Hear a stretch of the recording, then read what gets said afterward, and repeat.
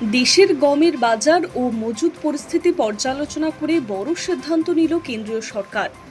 ডুরম গম সহ সব ধরনের গমের রফতানির ওপরে থাকা নিষেধাজ্ঞা তুলে ফের তা মুক্ত তালিকায় আনা হয়েছে।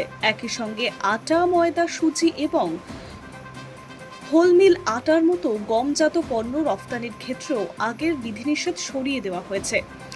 Directorate general of foreign trade বা ডিজিএফটির বিজ্ঞপ্তিতে এই পরিবর্তনের কথা জানানো হয়েছে।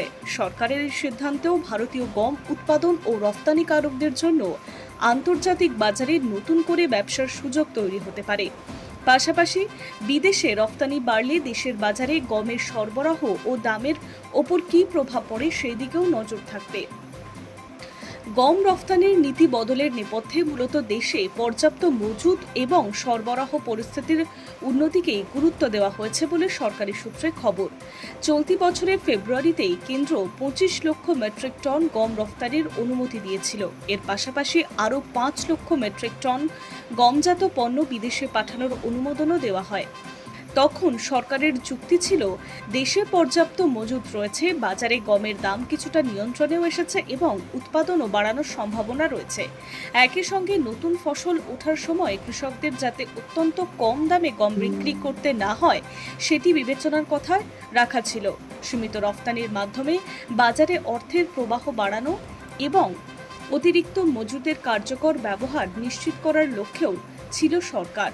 তবে বর্তমান সিদ্ধান্তের পিছনে রয়েছে গত কয়েক বছরের সম্পূর্ণ ভিন্ন বাজারের পরিস্থিতি। 2022 সালের মে মাসে ভারত গমের রফতানি নীতিমুক্ত থেকে নিষিদ্ধ করে দেয়। তাই সেই সময় রাশিয়া ইউক্রেন যুদ্ধের কারণে আন্তর্জাতিক বাজারে গমের যোগান নিয়ে অনিশ্চয়তা তৈরি হয়েছিল এবং ভারতীয় গমের চাহিদাও দ্রুত বেড়ে যায়। দেশের বাজারেও তার প্রভাব পড়ে এবং গমের দাম ঊর্ধ্বমুখী হতে শুরু করে। প্রায় 140 কোটি মানুষের খাদ্য নিরাপত্তা নিশ্চিত করা এবং অভ্যন্তরীণ বাজারে পর্যাপ্ত যোগান বজায় রাখার লক্ষ্যেই তখন রফতানিতে কড়া নিয়ন্ত্রণ আরোপ করেছিল কেন্দ্র। ফলে কয়েক মাস পরে 2022 সালের আগস্ট মাসে গমের আটার রফতানির ক্ষেত্রে বিধিনিষেধ আরও কঠোর করা হয়।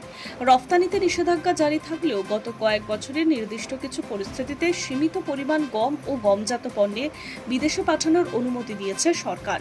তবে এবার সরাসরি নিষিদ্ধের তালিকা থেকে সরিয়ে মুক্ত শ্রেণীতে নিয়ে আসার নীতিতে বড় সিদ্ধান্ত নিল সরকার। বিশেষ করে আটা, ময়দা, সুজির মতো পণ্যগুলিতেও রফতানির ক্ষেত্রে ছাড় দেওয়ার সিদ্ধান্ত ভারতীয় খাদ্য প্রক্রিয়াকরণ শিল্পের জন্য গুরুত্বপূর্ণ বলে মনে করা হচ্ছে। পর্যাপ্ত মজুত বজায় রেখে আন্তর্জাতিক বাজারে জাতীয় গম ও গমজাত পণ্যের পরিস্থিতি বাড়ানো গেলেও কৃষক, ব্যবসায়ী এবং রপ্তানিকারক তিন পক্ষই উপকৃত হতে পারে। একই সঙ্গে বৈদেশিক বাজারেও ভারতের প্রতিযোগিতামূলক অবস্থান শক্তিশালী হওয়ার সম্ভাবনা রয়েছে। কেন্দ্রের এই নীতিগত বদলের ফলে এখন নজর থাকবে দেশের অভ্যন্তরীণ বাজারে।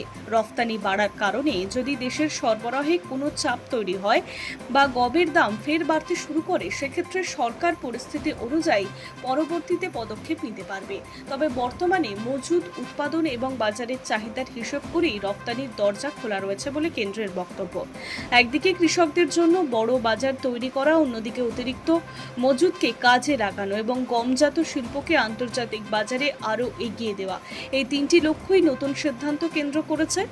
ফলে 4 বছর আগে বন্ধ হয়ে যাওয়া গম রফতানির দরজা পুরোপুরি খুলে যাওয়াকে দেশের কৃষি ও খাদ্য বাণিজ্য নীতিতে একটি উল্লেখযোগ্য পরিবর্তন বলে মনে করা হচ্ছে।